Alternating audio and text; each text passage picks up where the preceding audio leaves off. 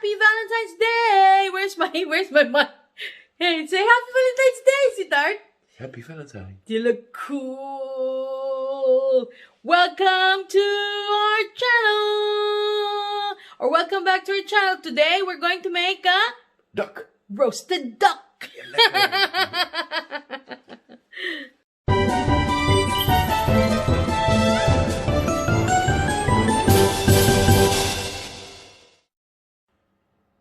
So, here are the ingredients of our Valentine's roasted duck.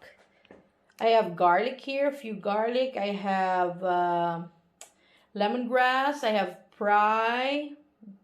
I have 5 spices. I have pepper, garlic powder. Yes, I have fresh garlic powder, and I have fresh garlic, and I have garlic powder because I just like it. And I have sugar. I have this oyster sauce. I have some Chinese, or I don't know what it is, rice wine. This is rice wine. Soy sauce, and this is white vinegar. So these are the ingredients of the marinade for my roasted duck. And of course, the main ingredient is the duck. That is the duck, and these are the intestines and the neck of the duck. I will put them inside later, inside the duck, so it will be cooked inside smoothly, softly, or slowly.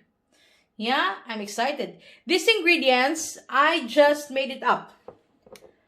I think this is good. I mixed the Filipino and the Chinese ingredients. So I hope this will taste good. We will see. Oh, there's another one. I forgot my salt. So we will see. Enjoy. This is my roasted duck. This is my duck. Why do I put this in a bottle like this? I want to drip all the liquid. See, there's a liquid here. You see the liquid? I want to drip all the liquid of this duck and try to clean it more. Okay? So, don't forget to tap your duck. Important. This is very important. Para hindi moist, para crunchy ang inyong skin sa duck. Pagluto ka mo. Huh? And this is also easier if you do this. If you do it like this, one mo siya. It's easier to tap or to clean it. See? Okay. Okay, that's it. That's it. Yeah, this is the best part. You see this? You see this one? This is the best part. Alright. I hope it's a success. This is an experiment. I've tried many times to do roasted duck, but it's always the Filipino way, Filipino ingredients. Ano lang, langgao, patis. Hi, Bert. Come on. Langgao, patis, sugar. I'm still making a video, sweetheart. So, there you go. Tap. See, there's a liquid in there. Get another. Okay, sweetheart. I hope. I hope. See? Now this is good. I will marinate this still for about 2 hours, I think. Times it. Oh my God, it's 3 o'clock already. Kadugay sa bahay na kumagwa ko. Hindi na. Alas 2 lang. Valentine's Day weekend. So, ano na siya? Let it dry first, and now put it aside. Okay. Now I'm going to make clean. Sorry. Tumbang ako na. Olive oil. I have the most ekla, taray, maarte, olive oil na sulod lang. Olive oil nisa sulod niya. Okay, next, I'm going to make the marinade. Try to make the marinade. It's tabad.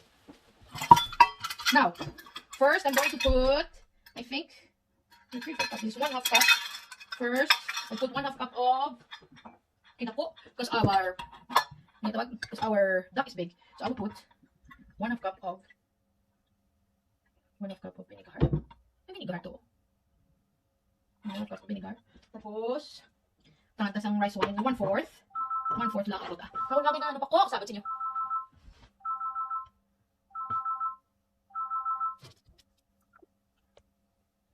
Ay, kung tingin to talaga video. Tadi ako manang ilang akwan. Hindi na ko to. Okay, first we're going to put 1/2 cup of vinegar and then 1/4 cup of rice wine. Yeah. And then I also have the ekla maarte na vinegar bottle. Wala lang, type ko lang. Soy sauce, ako naman oyster sauce. Oyster sauce, 1/4 lang oyster sauce. Dapat may hoisin sauce, palit hoisin sauce. Ito lang, magkano hoisin sauce. 1/4 cup lang mas hindi mo na pagtasong-takso na. Hindi ka lubon. 1/4 cup na oyster sauce. Tapos, soy sauce. 1/4 cup man na soy sauce. 1/2 isang cup ng sa'yo. Ginagtuon mo lang. Tumahan ko siya sa'yo. Let us clean this because may kwan siya, may tawag ni. Oyster sauce i-mix time. Daw ginugasan sa vlog. Okay. And then, tapos na, oyster sauce. Okay. And then, we put the 1/2 cup man na sugar. 1/2 cup sugar. Okay. And then, ikaw na estimate. Bagas, isiputo pa nga sulod. May ka lang na. Okay. Wash your hands. Always wash your hands. You put this ones. Okay. We put mga tablespoon of garlic powder. 1 teaspoon. 1 teaspoon of pepper. You can also use this pepper. The molen. Mas namin actually mas namin yung pepper. This is better. And then, bit of salt. Very little salt because you have a soy sauce already. So, tutay lang gid nga. Tutay lang salt. There you go. Tutay lang salt. And then this one. 5 spices. Gawin ka Chinese. No, damit. Ooh, we will see. Pero ko tawag. Kaya yung ingredients ka na may kabutan. Kaya Chinese ba ako buhay. This one. It's the oil siya, pero kamot vinegar ba? Tutay lang siya. Nakulong na siya. We just try it. Okay, and then we mix it. Oh, mix it. Vegetable, you need to see it. If you feel it, if it's okay or not okay. If it's enough or not enough. I think I need more oyster sauce. Then you put more oyster sauce. Yeah? I always believe that whatever you put in your, whatever spices, any spices, ito connect lang mga spices mo. Kung naman ibutang mga spices, i mo ang ginahimo. Na, meet na siya. So, try it. There's something missing here. You know what? The rice one. Yung rice one. Just pagkita. Wala ka mga tag-isa teaspoon na. Saka tablespoon sa kanan. Okay? Pagkita lang talaga sa 5 spices. I think you can buy this anywhere also. In the Philippines also. In the Chinese restaurant. This is really good. 5 spices. Hindi garlic na tayo. Dumadali. Okay, and this one. Yan. There you go. So, muna na siya. I-marinate yung ato nga. Ang ato nga, tawag ni manok. Mas namin kung marinate yung overnight. Pwede man i-marinate yung 2 hours. The longer you marinate it, the better. But before tayo i-marinate, ang ato nga, tingnan ta. Very good. Nakita ko. Okay. Ito secret spices. Before sina. So, what is the pepper?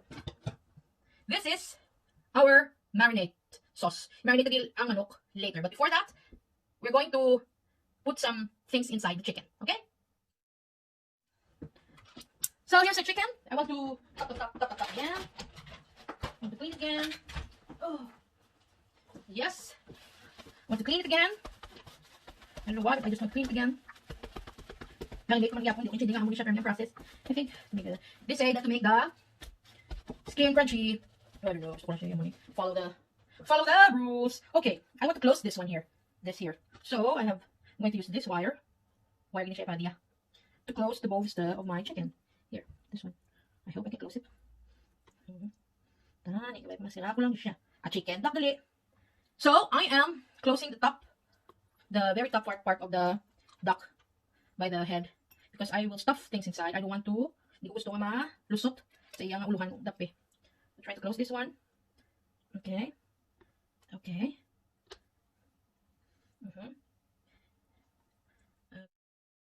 So there you are. I closed the top already. So I will stuff this all inside. Usually, some people what they do before they stuff things inside, they marinate it first. But for me, I want to put this inside already. So the taste, the smell, and the taste of this. But first, I'm going to put marinade inside also, before you stuff things inside. Para marinate inside. There you go. You know what is much better? Look at it here. You put it here. Look at this. There you go. Oh my God, it doesn't fit. You put some liquid inside. Wait, I will look for another. This is better. I think this one is better. I'll wash it first. Okay. Take out the water. Okay. So, it's clean. This is is better. I think this is bigger. There you are, fits well. So, before you marinate it, there you go. So you put some liquid inside. You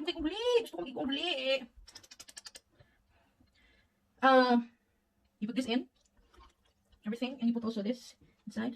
Kung kaigo siya, yeah, kaigo siya. All the intestine inside. Put the marinate there. Yeah, then this one inside. Okay. Nice and easy. Nice and easy. Huh? There.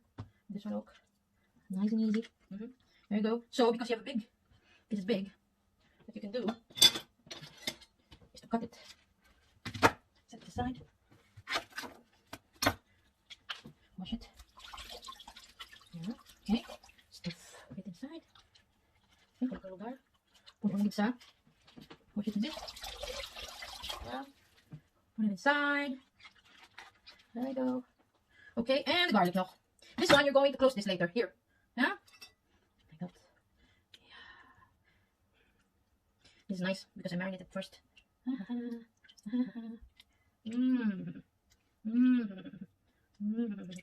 you cook, this is really up to you. It's your own style, your own cooking, your own way on how to do it. It's up to you. Nobody's telling you what to do.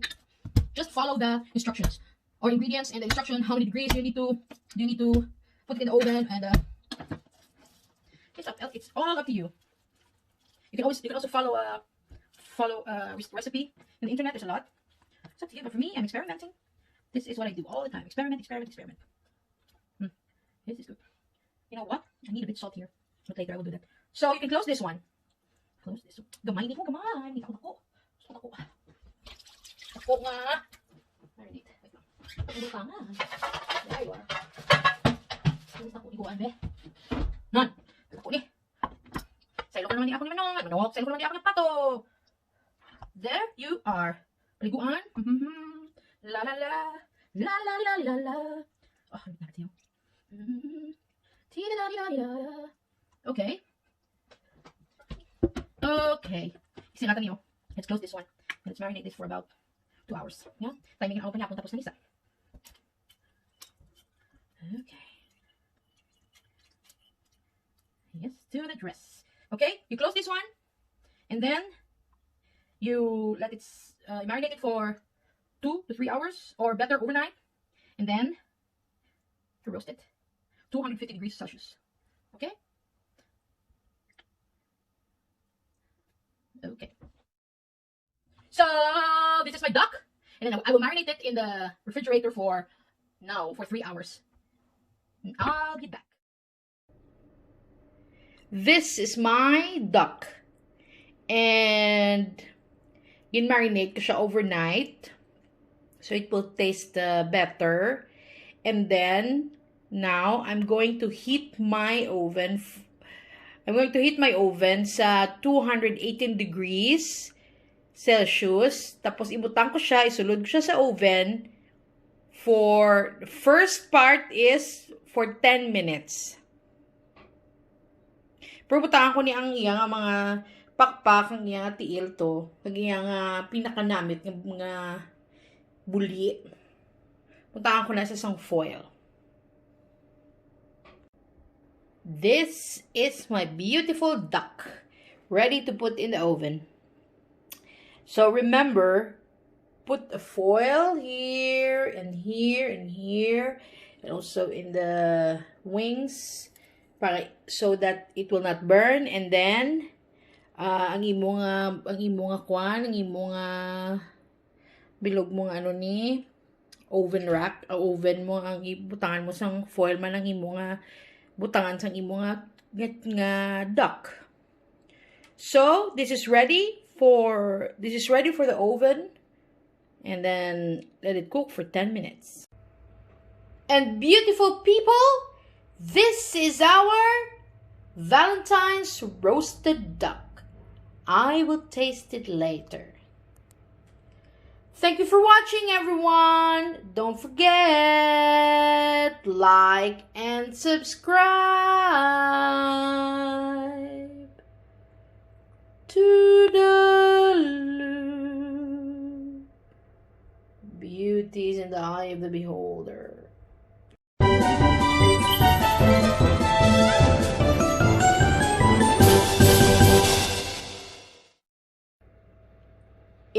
is so beautiful. Look at this, and I will try this. Yet,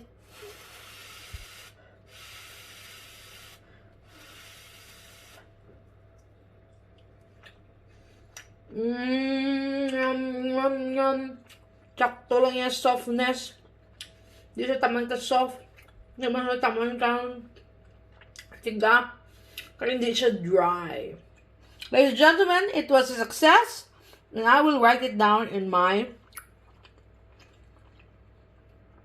recipe book. Recipe notebook.